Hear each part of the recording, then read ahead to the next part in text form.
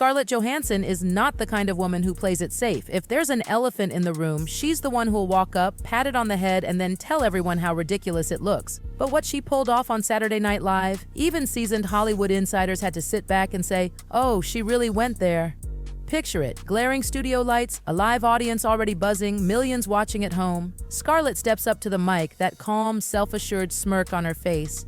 And then, she aims straight at Prince Harry and Meghan Markle. But this wasn't lighthearted, surface-level teasing. Every word was sharp, deliberate, and dripping with the kind of precision that makes you wonder if she'd been saving these lines for years. Her delivery, smooth as silk, every pause perfectly timed, every punchline landing like a professionally thrown uppercut. The crowd roared. Not polite laughter, but the deep, uncontrollable kind that shakes the room. And beneath that laughter, there was something else, an edge, the recognition that this wasn't just comedy, it was truth. From the very first line, Scarlett made one thing crystal clear. She wasn't here to tiptoe or sugarcoat. She painted Harry and Meghan not as the poor, misunderstood ex-royals they love to present themselves as, but as self-appointed celebrities milking a victim narrative so dry it should have crumbled years ago. Her opener, brutal. Netflix's favorite ex-royals turned full-time complainers. The audience didn't just laugh. They exploded. That cathartic kind of laughter that comes when the truth has been sitting right there, waiting for someone brave enough to just say it.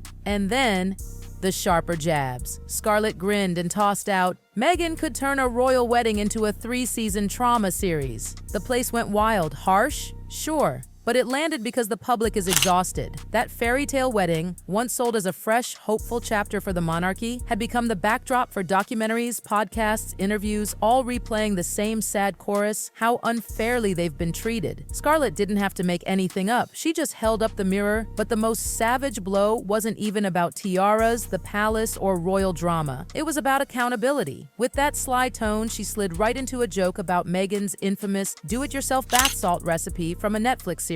The very same one now at the center of a lawsuit after a woman allegedly suffered severe burns. Scarlett didn't soften the blow. No euphemisms, no PR spin. She called it exactly what it was and left the audience dangling in that perfect mix of shock and amusement. And NBC, they aired every single second. Not a bleep, not a cut. Even though word was swirling that Meghan's team had tried to get any mention pre-approved. The result? For Meghan and Harry, this wasn't just bad PR. This was a full-on loss of control. For years, they've micromanaged their public image, picking exactly when and how the world could talk about them. But now, that grip had slipped. Late-night comedy, of all things, was steering the ship. And here's the thing, when satire stops being afraid of backlash, it means the cultural tide has turned. Scarlett's performance tapped into something much bigger than a 4-minute TV segment. It was a reflection of a shift that's been brewing for years. After the Oprah tell-all, the $100 million Netflix deal, the endless media interviews, and Harry's memoir that read like a therapy diary no one asked to see, the public mood had gone from sympathetic curiosity to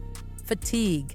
The bombshell stories weren't bombshells anymore. They were reruns. The most brutal part? The laughter felt universal. This wasn't just the anti-Sussex crowd chuckling in the corner. This was bipartisan, across-the-board mockery. In Hollywood, that's a death sentence. When A-list comedians can roast you without fear, the industry notices. Agents, producers, executives, they all pay attention to the reaction. And the reaction here? Crystal clear. No one was rushing to defend them. By the time Scarlett wrapped up, she'd done far more than tell jokes. She'd ripped apart the glossy, carefully constructed aura that's been protecting Harry and Meghan since their royal exit. The applause at the end wasn't just for her wit.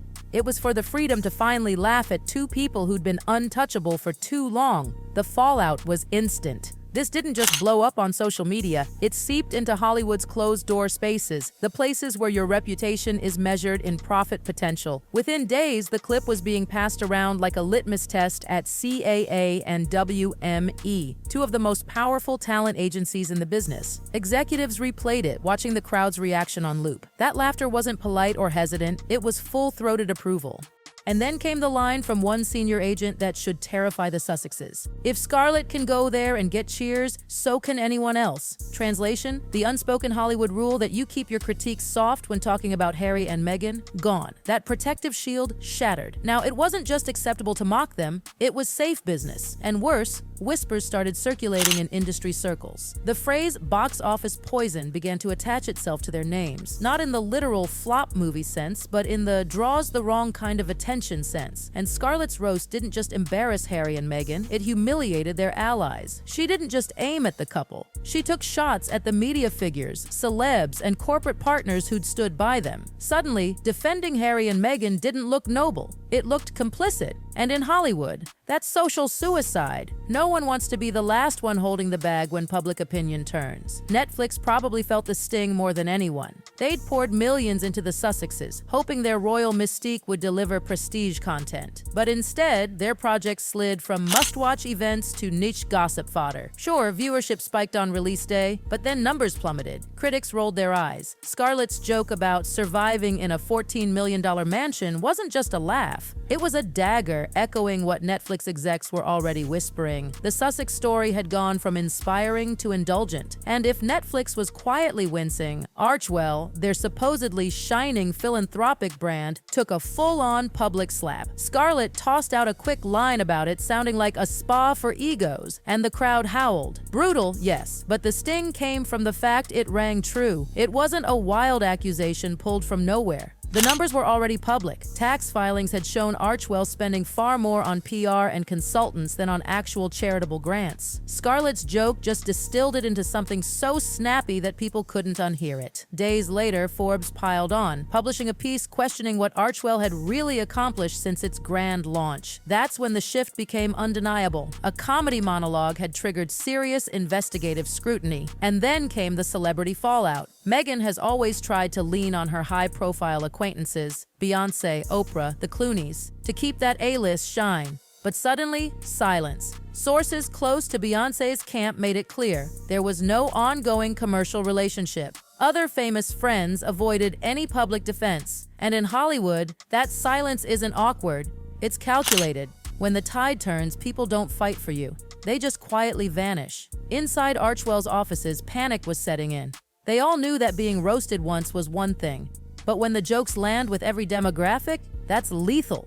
Late-night satire wasn't just comedy anymore. It was a cultural weather vane, and right now the wind was screaming against them. Scarlett hadn't just told jokes. She'd flipped the power dynamic. Harry and Meghan weren't controlling the narrative anymore. And in an industry where perception is power, that's a fatal shift. Then came the cuts that went deep. One of Scarlett's most memorable lines poked at Harry's personal situation. A man who's written a book trashing his family, moved to California, enjoys all the perks of life in America, but still hasn't applied for citizenship. Delivered with a smirk, it was deadly. The implication? He's happy to soak up the benefits without the obligations. Legal commentators jumped on it instantly. Visa status, tax responsibilities, possible use of diplomatic exemptions, all topics that had floated in the background suddenly became dinner table conversation. Scarlett had turned a dull, abstract controversy into a hot-button talking point. And Meghan? She didn't escape untouched. The bath salt lawsuit joke cut right into her carefully manicured image as a lifestyle authority.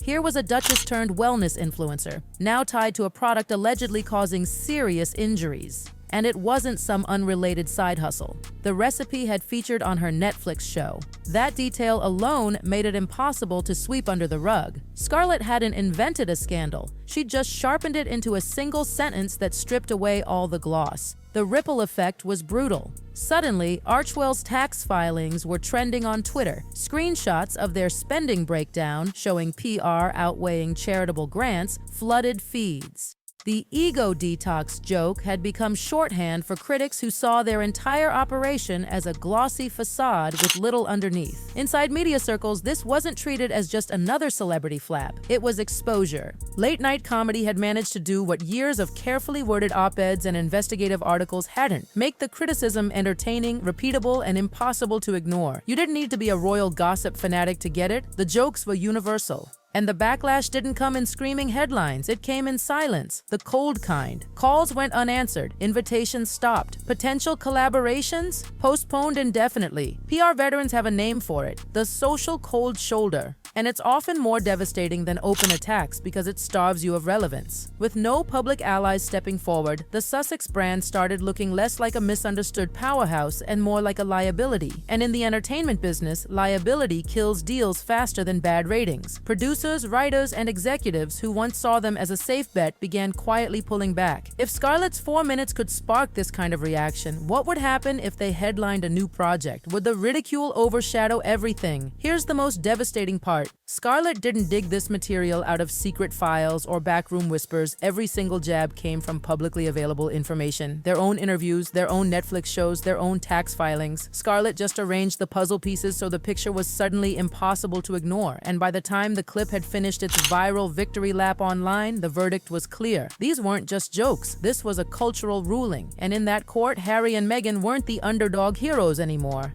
They were the punchline. Their brand didn't take this hit from a political enemy, a tabloid smear, or some scandalous leak. No, it came from 4 minutes of unflinching, unfiltered comedy that told the truth a little too well.